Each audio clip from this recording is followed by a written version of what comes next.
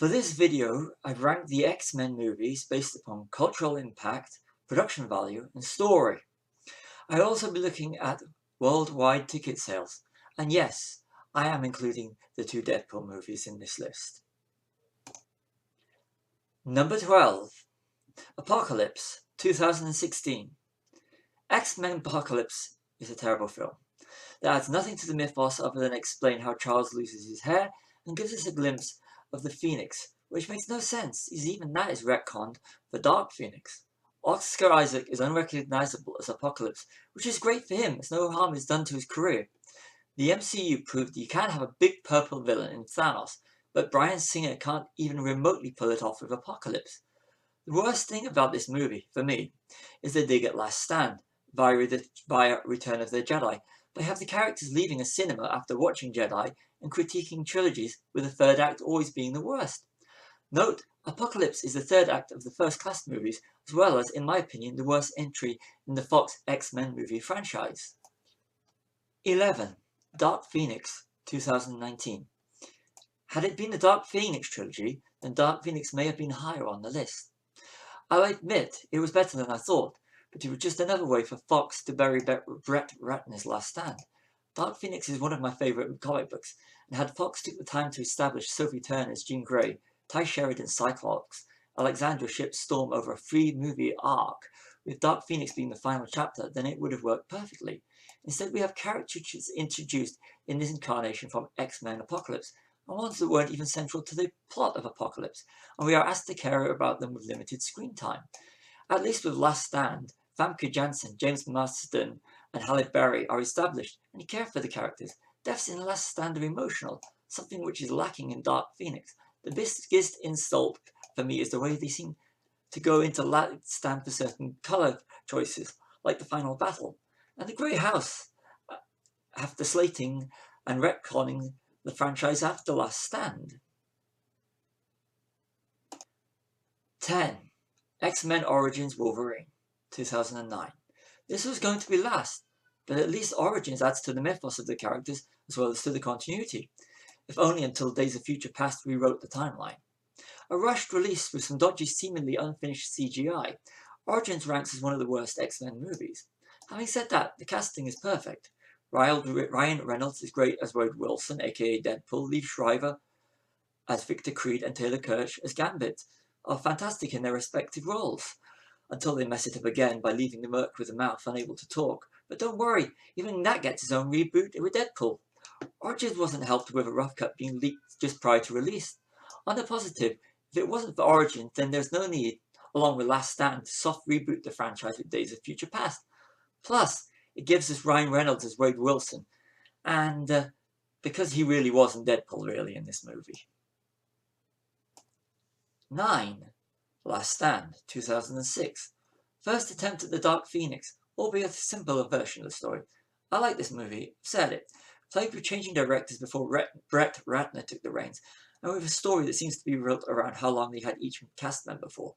A great ending that sets up elements for the Wolverine. The deaths in this movie are moving, which is a testament to the casting and the characters. Hugh Jackman and Famke Janssen are great, and the score by John Powell is one of the highlights of the film that many dislike, and in my opinion, is unfairly riffed upon in future X-Men movies. 8. Deadpool 2, 2018. Pretty much the same as the first movie, but better and amped up. Great performances and story. Josh Brolin is great as Cable, while Ryan Reynolds is perfect as ever as Deadpool. A fun film that takes everything that is right from the first and jettisons everything that just didn't work. From opening to end credits, thoroughly enjoyable movie. But it's the little touches like the return of Negasonic Teenage Warhead, Colossus, and Dopinder that make this movie for me. I actually prefer Deadpool 2 to the original Deadpool, and it would have been higher on the list had I been using different criteria. 7. The Wolverine, 2013. My personal favourite of the X-Men movies. The Wolverine inspired me to read the source material. A major improvement on Origins Wolverine. The Wolverine is a story that the X-Men fans have wanted to see for years. I love this movie for many reasons, like having Logan lose his healing powers and essentially becoming human, meaning he can die, which adds an element of suspense and fear to the character. You care what happens to him because he is vulnerable and he doesn't just get up and start fighting again. The return of Famke Janssen is ambiguous, as is she Jean Grey or is she the Phoenix? Is she Logan's hallucination or a dream? I love how the Wolverine ties into The Last Stand, as well as sets up elements for Days of Future Past. As great as a movie Logan is, to me The Wolverine is a perfect comic book action movie, and Hugh Jackman shines. 6. First Class, 2011. Where do you go after two major mess-ups with The Last Stand and X-Men Origins? Prequel! Matthew Vaughn, originally locked in as director of X-Men Last Stand, comes back to the franchise with First Class and reinvigorates the ailing franchise. Perfectly cast, but the highlight of the movie for me is Hugh Jackman's surprise cameo as Logan. James McAvoy and Michael Fassbender are perfectly cast as the young Professor X and Magneto, and share the same chemistry as the older incarnations do. A great movie that brought new life to the Alien franchise. The incredibly catchy Take That song, Love Love, used over the credits, makes you leave the cinema with a smile on your face. 5.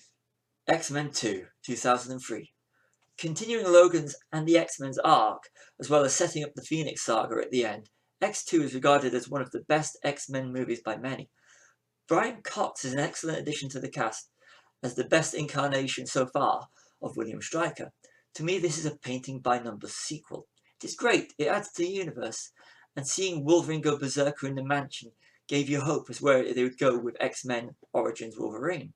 The third act, with Jean Grey sacrificing herself, is heart-wrenching. Solid performances throughout, and it really did make you look forward to the third film.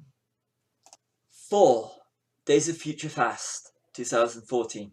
Reboot time with the first cast and original characters because the studios and fans have been complaining about 2006 Last Stand for years.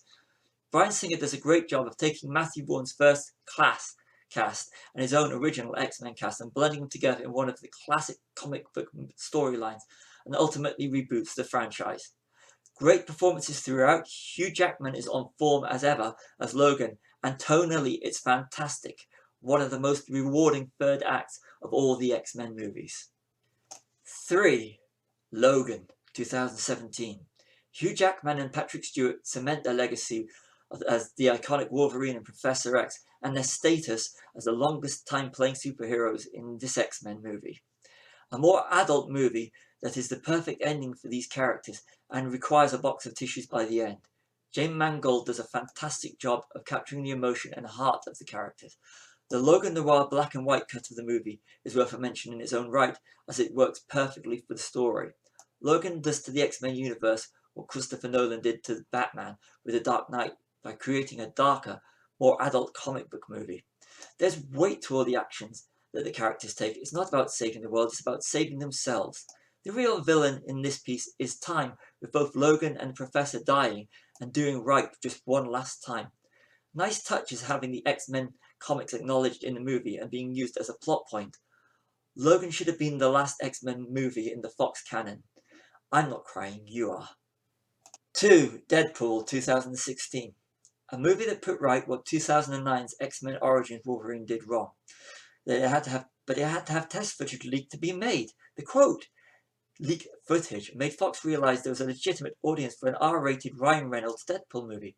It was done right and influenced Fox to greenlight the darker Logan. Deadpool was made by fans of the character and breaks the fourth wall multiple times. Ultra-violent and for a different audience than previous X-Men movies. Deadpool made the character a household name and revitalized the genre and franchise. Ryan Reynolds is perfect as DP, but it's a supporting cast of characters like Negasonic Teenage Warhead, Colossus, Dopinder, and Ajax that DP works with that makes this movie. When you look at the box office receipts for Deadpool and Deadpool 2, you see Fox can do right in the X-Men universe when you have someone like Ryan Reynolds who's so passionate about the character involved. 1. X-Men 2000. Groundbreaking. The first major superhero movie since Joel Schumacher essentially killed the genre with Batman and Robin in 1997. Bryan Singer does essentially an Avengers movie, as in combining multiple superheroes with different powers, 12 years before the MCU's Avengers Assemble, and still giving them an origin story that is not rushed or forced.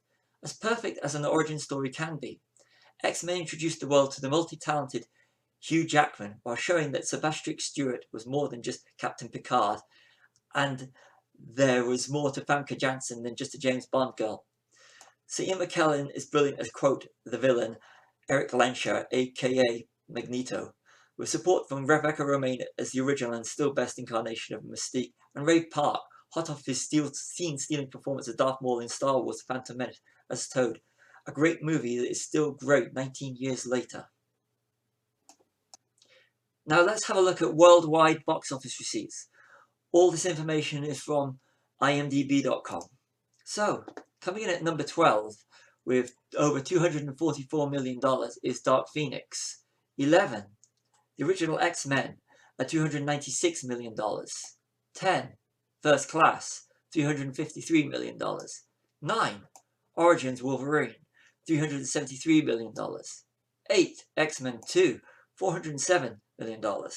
7, The Wolverine, $414 million.